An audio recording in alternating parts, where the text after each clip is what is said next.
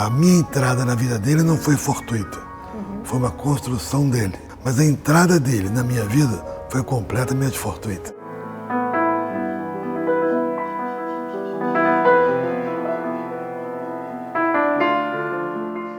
Sabe essas histórias que a gente escuta e logo pensa, isso aqui daria um filme?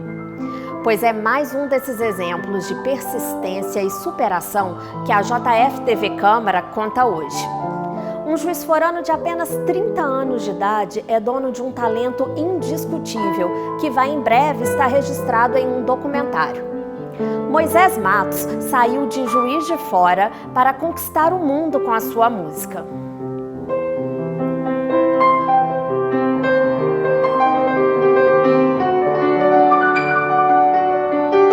Quando ele toca, a fantasia aparece, é um diferencial altamente subjetivo e que a plateia percebe sob a forma do tesão da escuta. A pessoa entra naquilo e ouve aquela história. O professor, que também faz as vezes de pai adotivo de Moisés, se encantou pelo lado destemido do aluno.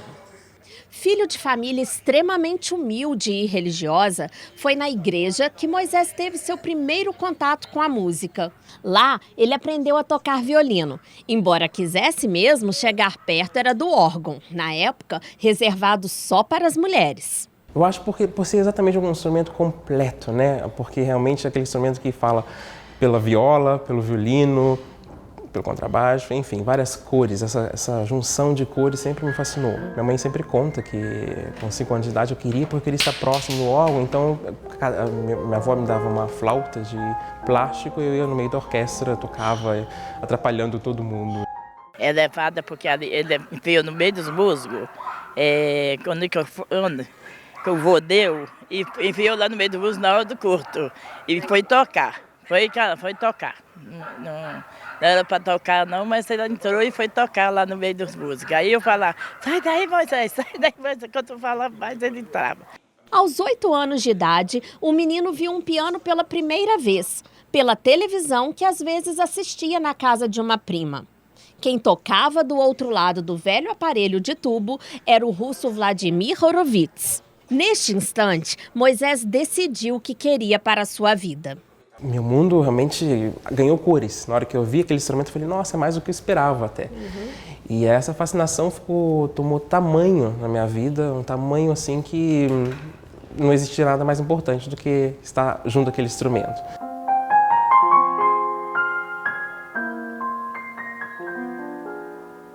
A harmonia da história de Moisés é repleta de dissonância. Com apenas 12 anos, ele já trabalhava numa fábrica de cosméticos próximo à sua casa, no bairro São Pedro. Foi de lá que ele escutou um som de jazz ao longe. Curioso, seguiu os acordes que o levaram ao encontro dos alemães Jorge Brunis e Verônica Quincas. Esse episódio compõe uma partitura repleta de melodias agradáveis na vida do pianista. E aí eu criei coragem, bati na campainha, aí veio uma senhora não, uma moça muito interessante, mas muito eufórica, e ela ficou um pouco aflita porque eu interrompi o estudo. Sim, nós estamos tocando, por quê? E aquele jeito dela, tipo, bem alemã. E eu falei assim, não, você quer tocar piano? Eu tenho que conversar com meu marido, eu sou violinista. Moisés conta ter tido 3 aulas de piano com um pianista e ator alemão.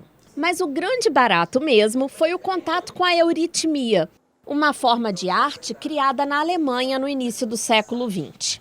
O objetivo é tornar visíveis as expressões da fala ou música. A euritmia, como forma de arte, faz parte do currículo da pedagogia Waldorf, a qual Verônica e Jorge Brunis se dedicavam. Essa experiência fez com que Moisés ficasse craque na arte da improvisação. Ela contava as histórias assim, uma árvore e uma flor. Toca. E não falava, eram as únicas informações. Aí, de repente, era uma geladeira e uma televisão. Eram coisas assim, abstratas e eu tinha que traduzir isso em música. Eu não sei o que eu fazia na época, porque ela ficava encantada. E desde então ganhei o coração dela e ela falou, você vai ser o acompanhador oficial. Também na adolescência, Moisés passou a visitar o Conservatório Estadual de Música, AID França-Americano. Ele havia ficado sabendo que essa instituição da cidade dava aulas de piano de graça. Não há registro de Moisés como aluno do conservatório. No entanto, o garoto de 13 anos à época entrava clandestinamente na escola para bisbilhotar as aulas de piano. Lá, ele fez amizade com funcionários e ficou sabendo das aulas de História da Música do professor André Pires na Universidade Federal. O ano era 2003. Ao final de 2 semestres, participando como ouvinte das aulas na Faculdade de Arte, Moisés se aproximou do professor.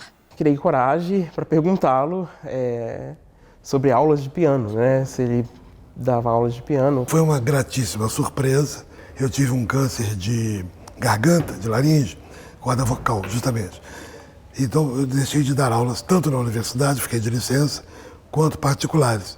Mas o Moisés tinha aula, o piano ficava ali. Eu punha um quadro negro do lado e o que eu tinha que falar, eu escrevia no quadro. Foi o único aluno que eu não deixei de dar aula durante o câncer. Era engraçado porque eu não tinha noção do que era ser pianista, eu não sabia o que era. Eu já achava, na minha inocência, eu já toco, né? Então, assim, é muito comum as pessoas falarem que já tocam alguma coisa, já se considerar músico, um pianista, é muito comum. Eu vejo isso hoje em dia, todo mundo fala, eu sou pianista, eu sou violinista, mas não sem ter a noção da dimensão que isso significa realmente, né, como trabalho profissional.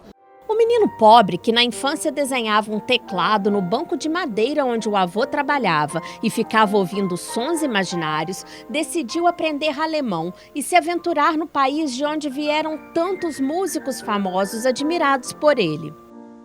Nas caminhadas diárias de 2 horas entre sua casa no São Pedro e as aulas com André Pires no Alto Bairu, ele cantava, lia e aprendia o idioma por conta própria. O convívio com os amigos da escola Waldorf também foi de grande valia. Nas nossas viagens da Verônica, que nós viajávamos juntos a São Paulo, Botucatu, para ter esse curso, e aí eu falava e ela me ajudava na pronúncia, e ela cantava, a gente cantava cânones, e ela dirigindo e eu cantando junto com ela, e assim, era muito divertido. Assim, essa começou a minha vida intensiva com o alemão. Essa diferenciação que eu percebi nele foi se confirmando através do tempo, como se continua se confirmando até hoje. E quando eu convido para tocar num CD uma peça 2 pianos comigo, não é por caridade, pelo contrário.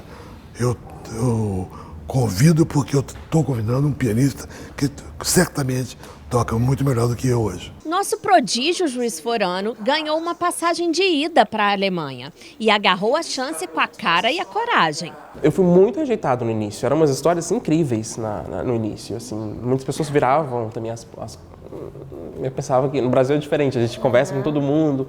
Há 12 anos, Moisés vem sendo mais e mais lapidado em terras estrangeiras. Ele foi aceito na Universidade de Bremen, no norte da Alemanha, onde se graduou em performance e hoje participa do programa de mestrado. Seu dia começa às 6 da manhã e termina às 2 da madrugada.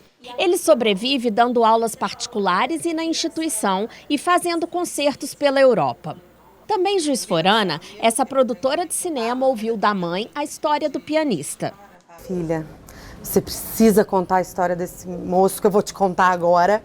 Um pianista maravilhoso que o André me contou, você precisa levar isso para o cinema. E aí a gente está com uma vaquinha virtual, a gente tem alguns apoios da cidade e de uns empresários que estão interessados em patrocinar essa história. Inspiração para o documentário de Carolina, Moisés esteve no Brasil em julho e agosto, mas o tempo foi até curto para cuidar e matar a saudade dos pais e da irmã Samara, além de gravar um CD com o amigo André e realizar parte da produção 3 Atos de Moisés, parceria da Carolina com o diretor carioca Eduardo Bocaletti. De volta à Alemanha, ele deixa saudades e uma enorme torcida para que um dia volte em definitivo para Juiz de Fora. Eu torço para que ele volte. Eu queria que ele voltasse para cá, que ele faz muita falta para mim, né? O músico e mestre André Pires espera por um cenário favorável no país, de forma que Moisés fique seduzido a prestar concurso para professor universitário titular.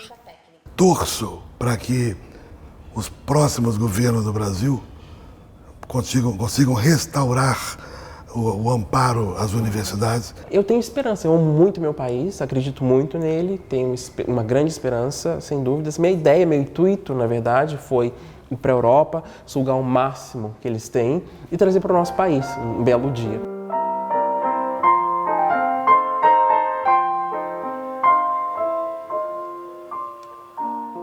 Tem dons especiais, e esses dons especiais, para quem acredita em Deus, há que agradecer. Né? Se não acreditar, no mínimo dizer assim, que felicidade.